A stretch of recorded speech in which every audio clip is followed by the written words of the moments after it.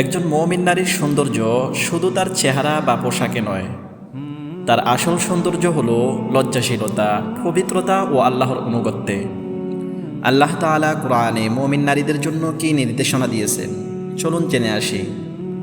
পবিত্র কোরআনে আল্লাহ তাআলা বলেন, ওয়াকুল্লিল মুমিনাতি ইয়াগদুদনা মিন আবসারিহিন্না ওয়া ইয়াহফাযনা ফুরুজাহুন, অর্থাৎ আর মুমিন নারীদের বলুন তারা যেন তাদের দৃষ্টি অবনত রাখে এবং নিজেদের লজ্জাস্থানের হেফাজত করে, আর নিজেদের সৌন্দর্য ও ভূষণ প্রকাশ না করে যা স্বাভাবিকভাবে প্রকাশ পায় তা ছাড়া।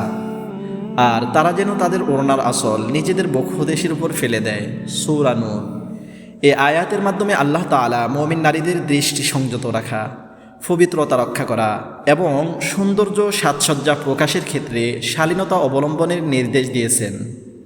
শুধু তাই নয়, আয়াতের শেষাংশে আল্লাহ তাআলা বলেন, হে মুমিনগণ, তোমরা সকলে আল্লাহর কাছে তাওবা করো যাতে তোমরা সফল হতে পারো।